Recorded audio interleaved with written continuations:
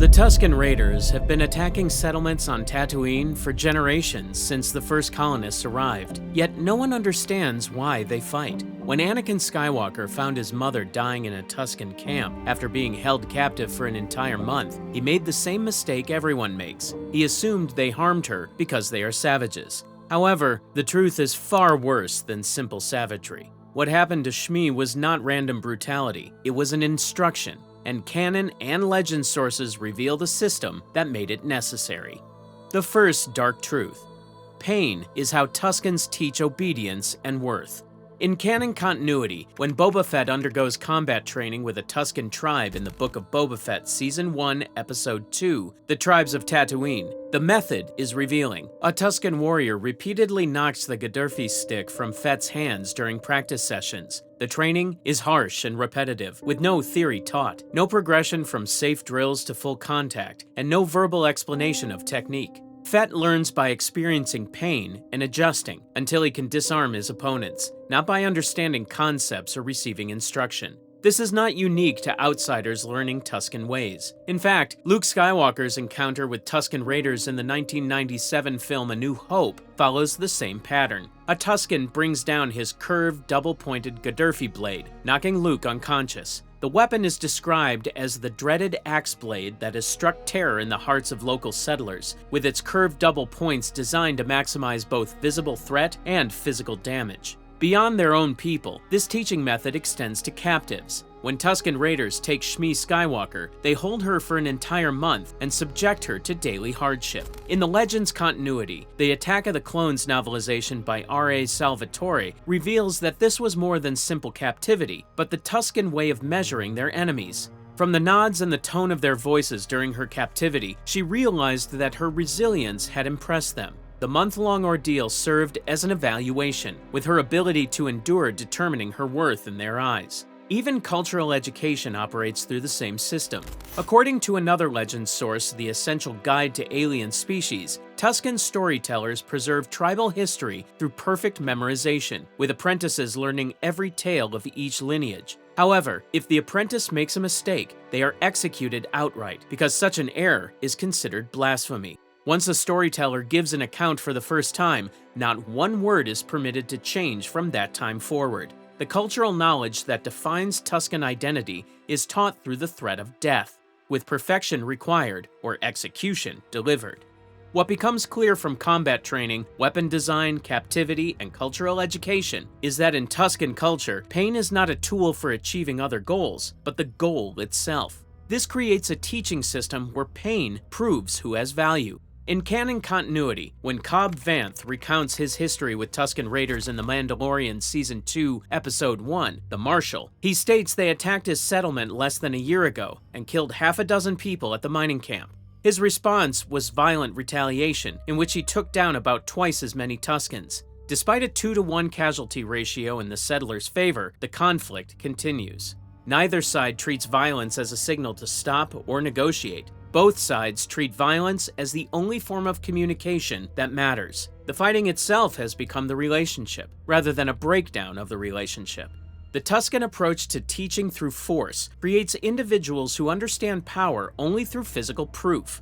Warriors who have learned nothing but combat make effective raiders, but they require strict control systems to maintain tribal unity. However, this is where Tusken identity construction becomes critical. Creating warriors requires more than combat training. It requires removing any competing loyalty that might pull individuals away from the tribe. That removal starts with making sure no Tusken can be recognized as separate from any other. The second dark truth. Masks and anonymity eliminate personal identity. Tusken identity is built through the erasure of individuality, and this begins with what they wear. During Boba Fett's initiation ceremony, the Tusken clothe him with Tusken robes, scarves, and bandages. Every initiate receives the same wrappings, the same masks, the same coverings, with no room for personal expression. The uniformity extends beyond simple tradition. In a legend source, Kenobi by John Jackson Miller establishes that seeing another's face was grounds for a duel to the death, with exceptions only for parents, spouses, and children under 16. A Tusken who looks upon another's face outside these permitted relationships must fight to the death. The erasure extends deeper than physical covering. No individual Tusken in any canon source is given a personal name. They are identified exclusively by role or age. The Chief, a young Tusken youth; an older Tusken, a Tusken sentry, the Tusken chieftain. Ben Kenobi lived on Tatooine for decades. He understands Tusken language, can recognize their tracks, and knows their territorial patterns. Yet, he still refers to them collectively as the Sand People, or Tusken Raiders, stating they speak in a coarse, barbaric language, but never mentioning individual names or identifiers beyond tribal affiliation. Either Tuskens do not use personal names at all, or they keep them completely internal to their culture, never revealing them even during extended contact with outsiders like Fett, who live among them. The linguistic standardization reinforces this uniformity. All Tusken communicate in the same Tusken language, with no regional variations noted. Din Djarin uses the same language and sign system with tribes across different regions of Tatooine, preventing the formation of distinct regional identities that might compete with tribal loyalty. Individual achievement is recorded only as tribal action, making personal accomplishment impossible outside collective identity. This becomes visible during the Krayt Dragon Hunt. Every action is attributed collectively. The Tuskens fire their ballistae. The Tuskens and settlers try to drag out the beast. No individual Tusken is distinguished by specific actions, with the collective performing, the collective receiving credit, and personal distinction remaining structurally impossible. The anonymity serves a function beyond simple collectivism. It prevents an individual's reputation from competing with tribal authority. The chief maintains authority through position, not achievement. Challengers cannot build reputations because reputation itself cannot exist, preventing individual power accumulation that might fracture tribal unity. This erasure of individual identity creates warriors who understand themselves only as extensions of the tribe. However, warriors require more than identity uniformity and combat training. They require spiritual justification for violence that transforms killing from sin into sacred duty. That justification comes from a religion built entirely around bloodshed. The third dark truth: Tusken spirituality depends on sacrifice and ongoing combat. Tusken religious practices integrate warfare directly into ceremonial life. When the Tusken chief gives Boba Fett a gecko for his vision quest, he explains that Fett must swallow the lizard, which will guide him from inside his head. The hallucinogenic experience is mandatory, with Fett experiencing visions of trees and oceans and creatures with red eyes, along with flashbacks to his escape from the Sarlacc that connect past trauma to present spiritual transformation. The vision quest is not abstract spiritual enlightenment, but has an immediate practical purpose, identifying the material for weapon creation. Fett returns with a branch to craft his Gadurfi stick. After completing the weapon, the tribe gathers as he parries with the other Tusken Raiders before a campfire, dancing around the flames in celebration of the newly created weapon. The spiritual journey's purpose was to produce a warrior through a revealing sequence: trauma recall through forced hallucination, weapon creation, ceremonial combat, and religious dance. The spiritual transformation cannot occur without these combat elements, meaning a Tusken who experienced peaceful visions and returned empty-handed would fail initiation. Combat is not something that happens to Tuskens and requires religious explanation. Combat is what Tusken religion produces. Funeral rites follow the same pattern. After Pike Gunners kill a Bantha and several Tusken Raiders, the tribe holds a cremation that same night, with Fett himself carrying the remains of a young Tusken youth whose parents fling his remains over a fire. There is no mourning period, just death during the day and cremation that night, with the dead honored by burning them quickly and returning to the activities that caused their death. This rapid cycling through grief creates warriors who cannot afford emotional attachment. When loss is ritualized to occur within hours rather than processed over weeks, the emotional impact must be minimized, or accumulated grief would destroy the warriors psychologically. War cries operate on the same principle. During the Krayt Dragon Hunt, 3 Tuskens approach the cave and make war cries that awaken the dragon, serving both as a tactical positioning tool and a ceremonial announcement that transforms the hunt into a spiritual practice. The integration of combat into spiritual life means Tuskens cannot practice their religion without fighting. Initiation requires hallucinogenic visions leading to weapon creation. Funeral rites transition immediately back to warfare, and war cries that summon danger are ceremonial acts. A Tusken who refuses combat cannot complete initiation, honor the dead, or participate in sacred challenges, making peace equivalent to heresy. Warriors who have been trained through combat, stripped of individual identity, and religiously commanded to fight need a mechanism to absorb outsiders. A culture built on warfare must transform enemies into members or face extinction from constant losses. The solution is not to kill outsiders, but to remake them entirely. The fourth dark truth: outsiders are absorbed to grow tribal strength through forced cultural assimilation.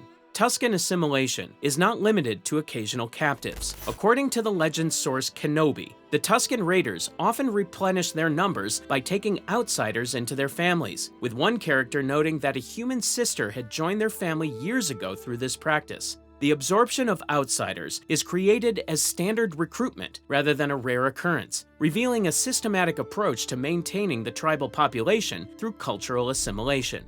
The completeness of this transformation is visible in Din Djarin. He speaks to Banthas in Tusken, communicates using their sign system, and negotiates complex agreements like the Krayt Dragon cooperation that requires understanding Tusken honor codes. His integration is so complete that he can represent Tusken interests to settlers and settler interests to Tuskens, functioning as a bridge between cultures while remaining loyal to Tusken values. After Boba Fett helps stop hover train attacks, the chief calls him a good guide, meaning someone who could lead effective raids and train warriors in new combat techniques. The approval comes from successfully adopting Tusken values, with outsiders measured by their contribution to tribal warfare capacity. The assimilation process is unidirectional. Tuskens do not adopt settler customs or technologies beyond what serves warfare. They adopt speeder bikes only after Fett trains them to use these vehicles for raiding. Outsiders become Tusken, or they remain enemies.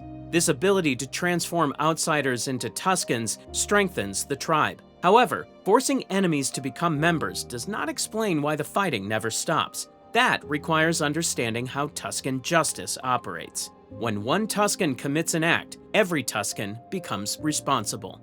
The fifth dark truth: Tusken justice punishes groups, not individuals. Tuskens make no distinction between individual settlers. According to the Essential Guide to Alien Species, Sand People are inherently angered by the presence in their territories of off-world settlers, and will often attack moisture farmers and settlers without provocation, targeting them simply for belonging to the settler category. The Attack of the Clones Visual Dictionary notes that Sand People are reputed to slay anyone foolish enough to come near their sacred wells, killing anyone who approaches, regardless of their individual identity or intentions. A settler who just arrived on Tatooine faces the same treatment as one whose family has occupied Tusken territory for generations. The dark truth is not that Tuskens alone think this way, it's that settlers mirror the exact same logic. The Attack of the Clones Visual Dictionary characterizes all Tatooine's native Tusken Raiders as violent enemies of the moisture farmers, with no distinction made between tribes or individuals. Klieg Lars demonstrates this when describing the group that took Shmi, saying those Tusken walk like men, but they're vicious, mindless monsters. Both groups operate on identical collective threat frameworks where individual identity becomes irrelevant and group membership determines guilt. This makes resolution structurally impossible because neither side can negotiate with individuals when individuals don't exist in their system of justice. However, collective guilt alone does not explain why territorial conflicts never end. That requires understanding how Tusken territorial claims operate. The sixth dark truth: Tusken culture relies on conflict to persist. Tusken territoriality operates without legal recognition, creating permanent conflict with anyone attempting to use Tatooine's desert regions. Moisture farmers establish farms without negotiating with Tusken tribes, and the Tusken respond with raids that enforce their claims through force rather than contracts. The hover train attacks demonstrate systematic escalation of this approach. The Pike Syndicate runs hover train routes across Tatooine's desert that cross territory Tuskens claim through traditional use. The Tuskens respond with systematic ambush, attacking frequently enough that the Pikes allocate gunners specifically to defend the trains and turn routine transport into armed convoy operations. Neither side recognizes the other's claim as legitimate, and the absence of legal frameworks means every territorial dispute becomes another fight. This creates perpetual low-intensity warfare that cannot be resolved through negotiation. When Obi-Wan rescues Luke, he mimics a krayt dragon call that scares off the Tusken attackers, who assume a krayt dragon is nearby and retreat immediately. However, the Tuskens return to the same territories afterward, with the threat creating only temporary displacement rather than permanent abandonment. Even overwhelming force produces tactical retreat, never strategic surrender. Territorial defense intensifies when resources are involved. As revealed in a legend source, The Secrets of Tatooine, Tusken tribes tightly guarded their secret desert oases, the main source of their food, defending them through force against any approach. The oases produce hubagords, difficult to digest fruit that Tuskens subsist on, with dietary dependence on a single resource at specific locations, creating structural incentive for territorial conflict. A tribe losing control of its oasis loses its food supply, making compromise impossible. This creates a self-reinforcing cycle where every element depends on the others. Environmental scarcity drives territorial conflict, which reinforces cultural emphasis on combat, which produces warriors trained from childhood to respond to challenges with force, which increases casualties, which requires rapid cremation and immediate return to fighting. The cycle cannot break because removing any single element would collapse the entire system. But the cycle requires one final element to sustain itself. Suffering cannot simply be endured, it must be transformed into sacred validation. The seventh dark truth. Atrocities become sacred validation through trauma ritualization. Tusken culture turns trauma into a social structure. Personal suffering reinforces their way of life rather than questioning it. This is most visible in their relationship with banthas. According to the legend source Star Wars Complete Encyclopedia, Tusken Raiders and their bantha mounts share an almost symbiotic relationship, meaning they are deeply connected like two species that cannot survive without each other. The relationship goes beyond practical use. Marriage ceremonies involve both Tusken partners and their banthas, creating a four-way bond. When a Tusken passes away, their bantha goes into a frenzy that usually kills the creature, and the bantha is turned loose in the desert rather than given to another Tusken. This wastes a valuable resource in a resource-scarce environment. The tribe sacrifices its survival capability to honor the bond. The inverse creates social death for the Tusken. The encyclopedia notes that a member who lost his bantha was considered incomplete and an outcast among his people, with no way to restore their status. The trauma becomes a permanent identity marker. The ritualization of suffering begins even earlier. The book notes that babies often perish because of the difficult desert life, and Sand People take great pride in knowing that only the strongest survive. Infant death, which most cultures grieve as a tragedy, becomes a source of pride in Tusken society. The loss of children is reframed from a devastating loss into proof of evolutionary strength. Personal suffering becomes rigid social classifications that pass trauma across generations. The environmental trauma follows the same ritualization. During sandstorm season, clans hold themselves up in the needles according to Secrets of Tatooine, and many gruesome legends surrounded Tusken Raiders during this period. The legends describe clans fighting over limited resources during sandstorms. Rather than teaching cooperation or planning, these stories teach that only the strong survive. As a result, the next generation repeats the same behavior. The coming-of-age rituals make this trauma conversion official. In Legends continuity, the source documents that Tuskens pursued rigorous rites of passage, such as hunting the deadly krayt dragons to become adults. These are the same creatures whose calls cause Tuskens to retreat immediately, the same creatures that represent overwhelming power that Tuskens cannot safely handle. Yet, young Tuskens must face these predators as a rite of passage. The near-death experience is required for adult status. The terror of facing an enemy that can easily kill you becomes the necessary transformation into adult membership. The culture cannot produce adults without putting children in mortal danger. A Tusken who refuses the krayt dragon hunt remains a child forever in social status, regardless of physical age. The fate of those who fail is even more revealing. If they do not return from their trial, no word is mentioned of them again. Those who do not survive during the krayt dragon hunt are removed completely from tribal memory, treated as if they had never existed. The The trauma of losing children to these deadly rituals is not processed through mourning, but through erasure, with failed youth disappearing from both conversation and collective history. However, the trauma system that creates fearless warriors also creates unexpected weaknesses. The ritualization of trauma creates not only cultural rigidity, but also physical vulnerability. The encyclopedia notes that the Sand People were easily intoxicated by simple sugar water, literally just water with sugar dissolved in it. This basic drink that most species consume without issue reveals how their isolation created exploitable weaknesses. The same system that makes them effective warriors makes them vulnerable to simple substances. The Tusken Raiders built a culture where every element reinforces the same goal, producing warriors who cannot imagine peace. The desert does not care about morality, it only cares about what survives. The Tuskens survived by making suffering into structure, by turning every trauma into another reason the system must continue. What began as a harsh adaptation became a systematic design. The design became culture. Now, centuries later, the system functions so completely that peace would threaten the species itself. However, the Tusken Raiders represent only one survival strategy that evolved on Tatooine's abandoned surface. The same environmental collapse and isolation produced an entirely different response from the planet's other native species. While Tuskens built their culture on open warfare, the Jawas discovered that appearing helpless creates even greater opportunities for exploitation. The same desert world produced two types of predators. The larger truth reveals itself across the galaxy. The Republic allowed Tatooine to become a world where such desperate cultures would develop unopposed. And this was not an accident. Entire regions of space were intentionally left unexplored, with their populations abandoned to evolve survival species the Republic would never have permitted in civilized space.